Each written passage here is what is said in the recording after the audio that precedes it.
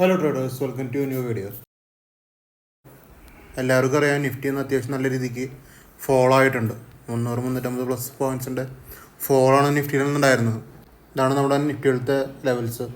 Support results ആണ് ഇതൊക്കെ കേട്ടോ. ഇന്നത്തെ നമ്മൾ 4-ാം തീയതി നോക്കുക. 4-ാം തീയതി ഒരു ക്യാൻഡിൽ ഓപ്പൺ ചെയ്ത് തന്നെ നെഗറ്റീവ് രീതിയിലാണ്. അതിനെ പിന്തുടർന്നിട്ട് ഓരോ സപ്പോർട്ടും ബ്രേക്ക് ചെയ്തിട്ട് തന്നെയാണ് നിഫ്റ്റി കറക്റ്റായിട്ട് മൂവ് ചെയ്തിട്ടുണ്ടായിരുന്നത്. ഇതാണ് bank Nifty. Bank Nifty side vase ആണ് കേട്ടോ. ബാങ്ക് നിഫ്റ്റിയിൽ ഒരു പി ആക്റ്റീവ് അല്ല. ബാങ്ക് നിഫ്റ്റി പക്കാ സൈഡ് വേസിലാണ് നിൽക്കുന്നത്. നമുക്കൊന്ന് ഉണ്ടായിരുന്ന സ്ട്രൈക്കുകളൊക്കെ ഇതിലാണ് നമുക്ക് ട്രേഡുകൾ ഉണ്ടായിരുന്നത്. നമുക്ക് നിഫ്റ്റിയിൽ ഒരു 2 ഫുൾ ടാർഗറ്റ് വന്ന ട്രേഡുണ്ട്. സെൻസസിലൊരു ഫുൾ ടാർഗറ്റ് വന്ന ട്രേഡുണ്ട്. ഒരു സ്റ്റോപ്പ് ലോസ് ഉണ്ട്. കോസ്റ്റ് എക്സിറ്റ് ആയിട്ടുള്ള 2 ട്രേഡുണ്ട്. ഇതാണ് ടോട്ടൽ വ്യൂ കേട്ടോ. നമുക്ക് നിഫ്റ്റി ഉണ്ടായിരുന്ന 2 ട്രേഡുകളാണ് ഇതൊക്കെ. 23,000 പി.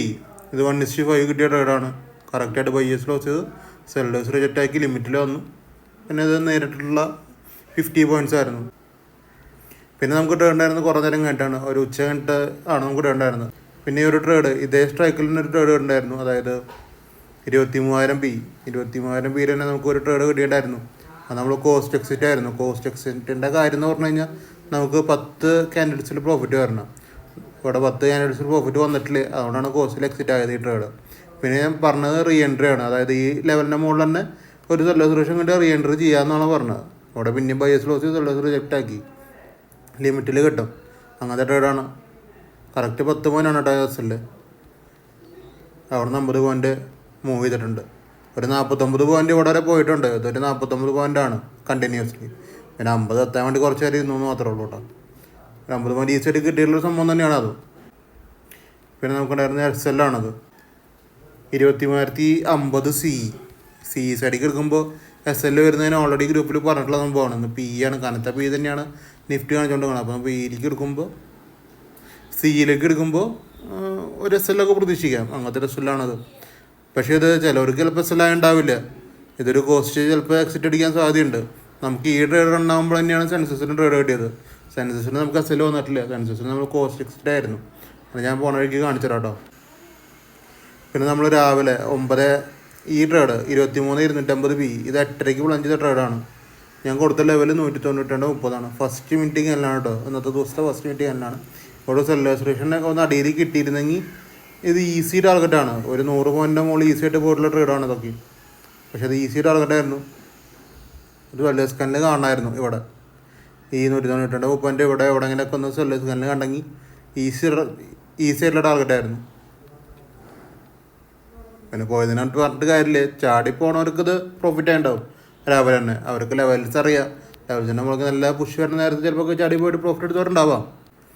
പിന്നെ നമുക്ക് സെൻസസിലുണ്ടായിരുന്ന 76,200 പിയിലാണ്. ഇത് സെല്ലേഴ്സ് സ്കാനിൽ കണ്ട് കുറച്ച് മുകളിൽ നിന്നാണ് ട്രേഡ് ആക്ടിവേറ്റ് ആയത് കേട്ടോ.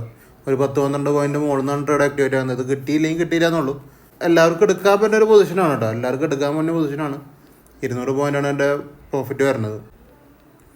പിന്നെ നമുക്ക് സെൻസസിലുണ്ടായിരുന്ന ട്രേഡ് ഇതാണ്. ഞാൻ നേരത്തെ പറഞ്ഞു നിഫ്റ്റിയുടെ ഒരു എസ് എൽ വന്നു. പക്ഷേ ആ ടൈമിൽ എക്സിക്യൂട്ട് ആയ ട്രേഡാണ് ഇത്. ഈ രണ്ടും ഒരുമിച്ചാണ്. നിഫ്റ്റി സെൻസസ് ഒരുമിച്ച് എക്സിക്യൂട്ട് ആയതാണ്.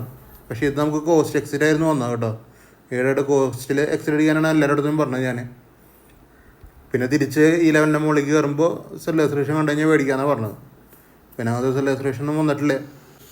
അപ്പോൾ ടോട്ടൽ നമുക്ക് ഇത്രയും ട്രേഡുകളാണെന്നുണ്ടായിരുന്നത്. അപ്പോൾ നമ്മൾ ട്രേഡിംഗ് ഒക്കെ ചെയ്യുമ്പോൾ നന്നായിട്ട് സൂക്ഷിച്ചും കണ്ടൊക്കെ ചെയ്യുക. നന്നായിട്ട് പഠിച്ച് ചെയ്യാൻ നോക്കുക. പിന്നെ മാക്സിമം ഒന്ന് സ്ട്രൈക്ക് ചാർട്ടിലിരിക്കാൻ നോക്കുക. സ്പോട്ട് ചാർട്ടിലിരിക്കാൻ പറ്റിയില്ലെങ്കിലും 2 സ്ട്രൈക്ക് എടുത്ത് വയ്ക്കുക. CP എടുത്ത് വെച്ചിട്ട് സ്ട്രൈക്ക് ചാർട്ട് നോക്കി നോക്കുക. നമുക്കൊരു ഐഡിയ കിട്ടും. അങ്ങനെ നമുക്ക് ട്രേഡ് ചെയ്ത് പഠിക്കാവുന്നതാണ്.